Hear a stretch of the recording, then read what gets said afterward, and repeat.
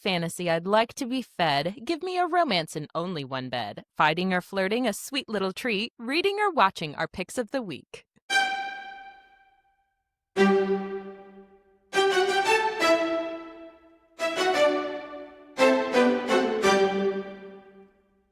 Well, it is my pick of the week, and this week I have a weird one for you all. It is sci-fi romance. It's a little bit of shades of monster romance here as well. It's called Homebound. It's by Lydia Hope, and it is on Kindle Unlimited. So, no threat if you want to try it out. I was in the mood for some like Cinderella story, and I needed something different to as everyone is like echoing too much romantasy that is not good enough.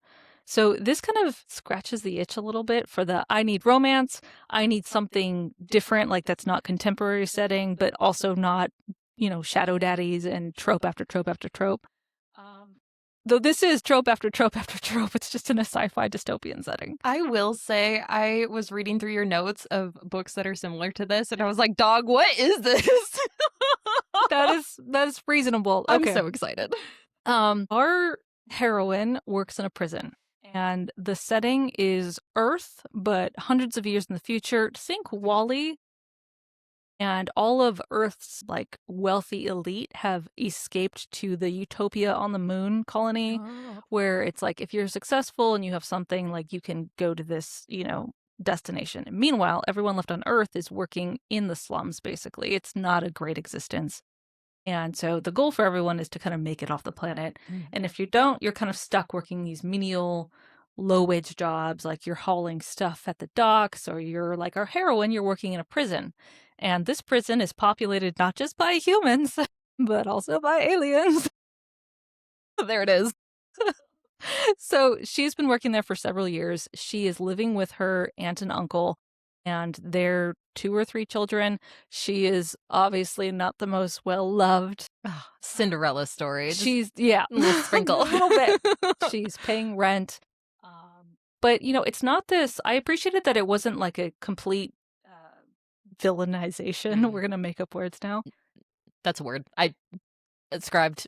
Vilify. She did not vilify the entire family. It was just, yeah. You know what I mean. So they just kind of don't like each other, but they've learned to tolerate each other. She's not abused or anything. She's just, she helps out around the house. They treat her more like a renter than a family member.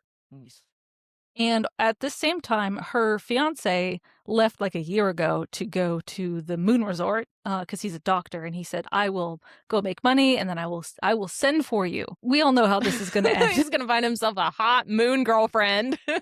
Dog, it's so much worse than that. Okay. Yeah, I know. I feel like if you say that what is that? The marry my husband one? Oh, it's pretty much like that. And this poor girl truly gets slapped around the entire story. She does not catch a break. Anyway, she shows up to work at the prison, and she has been reassigned from the level 3 where all the human women are kept, which is the easy one, to level 5 where all the aliens are kept. And she's like, this is really weird and creepy, and am I going to get murdered? I love that this is basically the beginning of Lilo and Stitch. Oh, that's sorry. That's all I can think of. I'm sorry. It's fine. It's fine. So she's working with her 2 other kind of coworkers who are in charge of this floor of inmates, and she's cleaning out cells and handing out food and all of this. And then she sees this one lone inmate who is kind of sitting on a cot, folded up. They look like a corpse, and she can't even tell what this creature is. And she asks her fellow kind of prison workers who's what's wrong with that guy? Who's the creature just chilling? Oh, that's just Simon. Just Simon. So now we get her getting more and more intrigued by Simon the alien, who she describes as this 6.5 feet, 7 feet tall. There it is. Albino almost, and kind of emaciated and pretty much dying, not moving, not eating, not doing anything. And so she starts to kind of help him, spoon feeding him. She bathes him because he's not even doing that for himself. And then there's this very funny scene very early on where she's bathing him, and it's very much like a nurse patient kind of relationship. There's no romantic things going on. This is clearly an alien and a human. And she's like, I just want to do what's best for my fellow creature. But she's bathing him and she realizes, oh, he doesn't have any parts. Oh. Uh-huh. So she's like, well, okay, well, I don't know how you guys continue your existence, but okay. So that was one of the more humorous scenes in the early It's like you take the pants off your Barbie doll and you're like, I don't think that's how that's supposed to look. Not at all. Full Ken doll action going on here. Ken doll, Lilo and Stitch. Okay. She starts taking more and more care, and then she sees kind of life start to like spark in this creature, but there's no communication, but she feels, kind of a sense of duty. And as she continues to take care of this alien creature, she starts getting warnings from the neighboring cellmates. They're like, you don't want to mess with that one. Like, you better be careful. And then her uncle, who she lives with, right, gets injured. So she has to take him to the hospital. It's outrageously expensive. And as she's at this hospital, the doctor has all of these like drawings on his wall of different alien creatures. And she spots a drawing of a creature that looks very, very similar to the one she's taking care of. And she learns that this is kind of like a super aggressive predator race of aliens that is known for destroying worlds, essentially. Like, they're very, very powerful. And she's like, oh, that's funny. I've never seen one of those before. Can you tell me more? Oh, no. Strange. Yeah. Now she goes back to the prison. She's like, all right, I know what you are. This is clearly not working for you. She doesn't know why he's in prison. She doesn't know any of the crime details, but again, our heroine is very much Mary Sue. She's a little bit self-insert. She's a little bit dumb. Aren't they all? Just gonna put it out there. Like, the way she kind of treats, she works in a prison and she's just going into a cell alone to like spoon feed a dangerous creature. Yeah. Ultimate predator. Yeah. So this is pure fairy tale, like suspend beliefs, suspend reality, but it's worth it.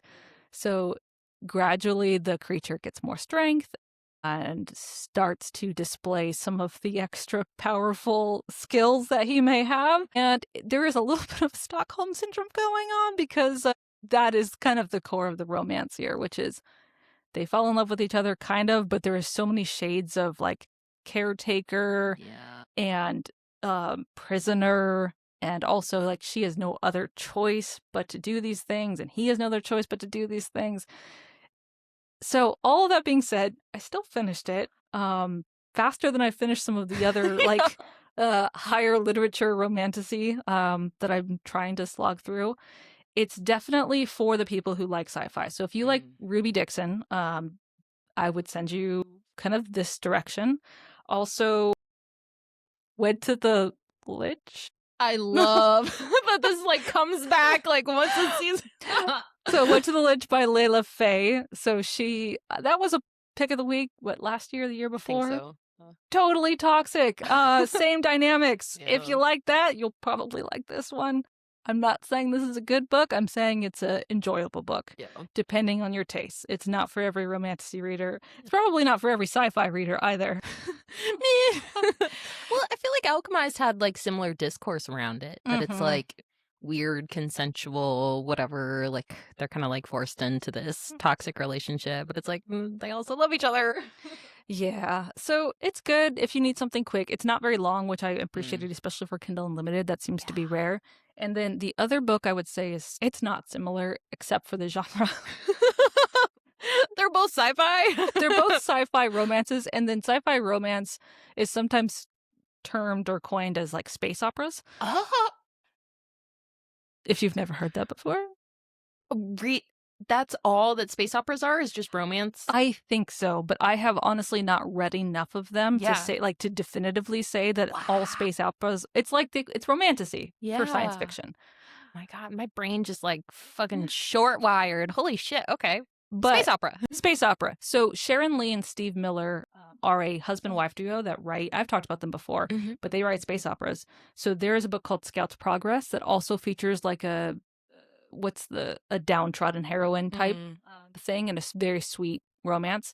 That I would consider literature. Oh, that's the less, raw smut. It's very clean. I would compare it to Austen, honestly, with a Wow. science fiction setting. And so that will be a future pick of the week. Mhm. But if you like your science fiction romance, Mhm. there's another option for you. I dig it, dude. I feel like I need to maybe like wade into the sci-fi genre. I feel like it just scares me from like, the Star Wars days as a younger, It's fair. girl. And they're like, this is for boys. Like, you are not allowed to like this. So I think Linnea Sinclair is a very popular sci-fi romance writer. She's got lots of books. You've probably seen her books come up.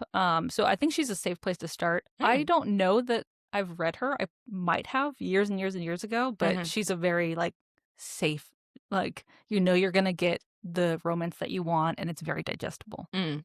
So if you haven't waded into the pool of sci-fi, would you maybe hold this one off, or is this like a good like? This is a good intro. Like if you're a monster romantasy girl, and you are intrigued by science fiction, this is like a short hop.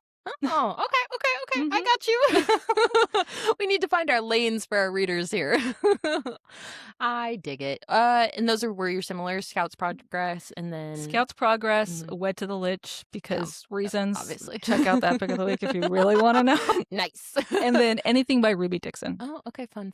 I feel like I may revisit some Ruby Dixon sometime. Oh my God, I cannot do the basketball heads again. Oh my God, yeah. Maybe like a different one. But there's just something funny, lighthearted about those that makes it kind of like I could maybe. They do feel like kind of made for TV, like ABC sitcoms. Just very NC-17. Yeah. These are not, general viewing. But from Jordan's shelf to yours, we will see you on the next page.